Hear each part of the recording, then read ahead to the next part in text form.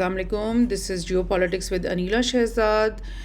Indian prime minister Modi का दौरा Ukraine का और पोलैंड का जारी है। पहले उन्होंने 2-3 दिन पोलैंड में गुजारे, वहाँ उन्होंने डोनाल्ड टस्क से मुलाकातें की हैं और मोदी का क्या पर्सपेक्टिव है, वो अपनी इमेज कैसे बनाना चाह रहा है यूरोप में और वेस्ट के साथ, और किस तरह से वो इस अंदाज से वहाँ पहुँचता है कि इंडिया जो है वो कितना बड़ा मुल्क है और इंडिया जो है वो दुनिया की सबसे बड़ी डेमोक्रेसी है सो कॉल्ड। और जो इंडिया है वो चाहता है कि ये यूक्रेन की वॉर जो है पीसफुल तरीके से ख़त्म हो जाए, और इस सिलसिले में जो भी हेल्प चाहिए वो इंडिया करने के लिए तैयार है। लेकिन डोनाल्ड टस्क का उसको आते ही साथ ये जवाब देना और ये कहना कि वो पोलैंड क्या चाहता है, पोलैंड चाहता है कि इंडिया या मोदी जो है वो यूक्रेन की वॉर को उनकी नज़र से देखे। और उनकी नज़र का क्या मतलब है, तो वो तो डे वन से ही पोलैंड जो है वो रशिया को बुरा भला कह रहा है, उसके ख़िलाफ़ तमाम जो ज़मीनी कार्रवाइयाँ उसके लिए पोलैंड का ही रास्ता इस्तेमाल किया जाता रहा है। और पोलैंड उन्हीं मुल्कों ममालिक में से है जो ये कहते रहे हैं कि डिसाइसिवली रशिया को जो है ना वो एक डिफीट मिलनी बहुत ज़रूरी है, और डिसाइसिवली जो है हमने इस वॉर को एंड करना है। और कोई ऐसा पीस टॉक और बीच वाला रास्ते की जो है ना ये लोग बात नहीं करते, ये वो ममालिक हैं। सो अभी भी डोनाल्ड टस्क ने यही कहा है कि भाई हमारी नज़र से इस वॉर को देखो। सो ये बड़ा इंटरेस्टिंग सा बन गया कि मोदी किस तरह से वहाँ पहुँचा, क्या वो अपने दिमाग में लेके सोच के पहुँचा, और वहाँ से आगे से उसको जवाब क्या मिल रहे हैं। और अब वो पहुँच गया है यूक्रेन में कल से, और उसने मुलाकात की है ज़ेलेंस्की से। ये न्यूज़ मैं आपके साथ शेयर कर रही हूँ। Modi tells Zelensky he is ready to work as a friend to bring about peace deal. यानी वो कह रहे हैं कि भाई मैं बड़ा भाई बन कर के रशिया और तुम्हारे बीच में बैठकर पीस टॉक करवा देता हूँ, पीस डील करवा देता हूँ। लेकिन ज़ेलेंस्की क्या इस बात के लिए तैयार है? क्या यूरोपियन यूनियन इस बात के लिए तैयार है? क्या अगर उन्होंने पीस डील ही करनी थी, सीज़ फायर ही करवाना था, तो क्या वो नहीं कर सकते थे? पहले भी मिन्स्क 1 हुआ, मिन्स्क 2 हुआ, एग्रीमेंट्स हुई सीज़ फायर की, लेकिन उन्हें दोनों पार्टीज़ ने दोनों साइडों से ब्रेक कर दिया। सो अब क्या हो रहा है कि मोदी जो है ये क्या प्रूव करने के लिए यहाँ पे आया है, क्योंकि ज़ेलेंस्की ने भी उसको इसी किस्म का जवाब दिया जैसे कि डोनाल्ड टस्क ने उसको जवाब दिया था। और ये देखें कितनी सख्त बात उसने की। मिनट की न्यूज़ पे आपसे शेयर कर रही हूँ कि ज़ेलेंस्की ने साफ तौर पे उसको कह दिया, if you stop importing oil in talks with Prime Minister Modi, Ukraine Zelensky flags India Russia trade oil amid the war। इसकी डिटेल मैं आपको बता देती हूँ।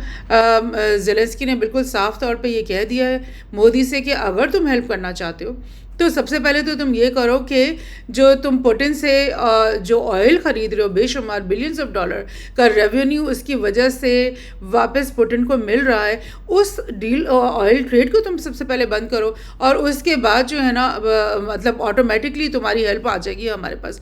यानी कहाँ के मोदी जो है वो कह रहे हैं कि यार मुझे बड़ा भाई बना के बिठाओ बीच में, और मैं पीस टॉक करवाता हूँ, और आपके बीच में क्लॉजेस जो हैं वो उनको डिस्कस करते हैं, और वो ज़ेलेंस्की जो है वो मतलब कि उन्होंने इनवाइट भी कर लिया, पोलैंड ने इनवाइट भी कर लिया मोदी को, और ज़ेलेंस्की ने इनवाइट भी कर लिया मोदी को। लेकिन जाकर के जब वो वहाँ पहुँचा तो उसको जवाब क्या मिल रहा है, उसको क्या पजीराई मिल रही है कि वो साफ तौर पे ये कह रहे हैं कि अगर तुम हमारे फ्रेंड हो तो फिर हमारी नज़र से इस वॉर को देखो और हमारे मुताबिक तमाम जो है ना वो अमल करो। Zelensky said India will play its role. I think that India is begun to recognize that this is not just a conflict, this is a real war of one man naming Putin against a whole country naming Ukraine. You are a big country, India.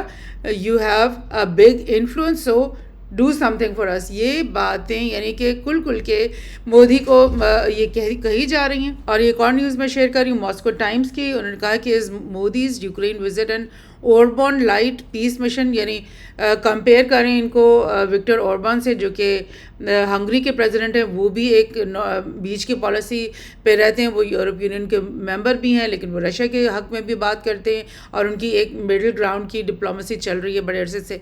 सो इन्होंने compare किया कि ये जो मोदी यहाँ पे आया तो ये भी क्या वही कोई मिडिल ग्राउंड की डिप्लोमेसी करना चाह रहा है, लेकिन उसको नाकामी बहुत बुरी तरह से मुझे लग रहा है कि हो रही है।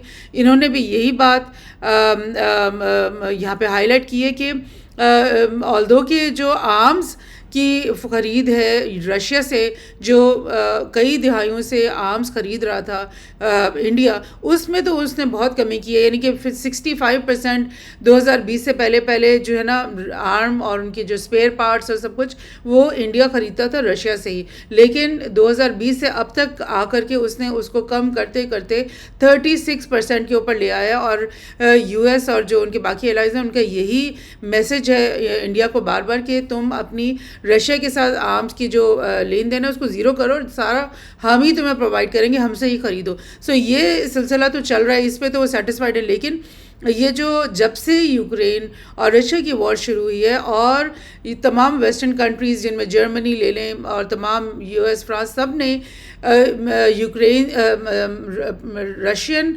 गैस और ऑयल को ख़रीदने से सैंक्शंस लगा के ख़त्म कर दिया था। और जब वो सारी सैंक्शंस लग गई तो रशिया का बहुत ज़्यादा ऑयल जो है और गैस वो एक्सपोर्ट होती थी यूरोप के अंदर, वो सब सिलसिला रुक गया।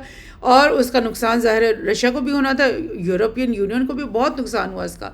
उनकी बहुत सारी इंडस्ट्रीज़ वहाँ पे बंद हो गई, उनकी जो फ्यूल की जो कॉस्ट है वो इतनी बढ़ गई और इन्फ्लेशन बहुत ज़्यादा तेज़ी से वहाँ पे बढ़ गई, वो सब भी हुआ। लेकिन रशिया को भी ज़ाहिर है बहुत नुकसान हुआ, उसको ये रेवेन्यू मिलता था जो आना बंद हो गया। तो उसके लिए इंडिया ने हामी भर ली रशिया के साथ कि जितना भी तुम्हारा ऑयल और गैस था वो तुम मुझे दे दो, मेरे पास पहुँचाओ, और मैं तुम्हारे जो भी क्लाइंट स्टेट्स हैं उनको कुछ मैं खुद ख़रीद लेता हूँ सस्ता और कुछ तुम्हारे क्लाइंट स्टेट्स को मेरे जहाज़ों में से आगे चला जाएगा। और ये सिलसिला जारी है जब से यूक्रेन वॉर शुरू हुई है। और इस बात पे ज़ाहिर है वेस्ट को जो है वो बहुत तकलीफ़ है और वो समझते हैं कि मोदी जो है वो पुतिन का साथ दे रहे हैं। ऑल्दो कि इसमें एक छुपी हुई बात ये भी रही कि वही जो ऑयल के कंटेनर्स हैं वो वापस यूरोप के बहुत सारे कंट्रीज से ख़रीद रहे थे, लेकिन वो दूसरे रूट से ला करके वो अब ख़रीद रहे थे। बहरहाल अब जो कि ये इसको पे एक अटैक ज़ेलेंस्की की तरफ से हुआ और ये उसने ये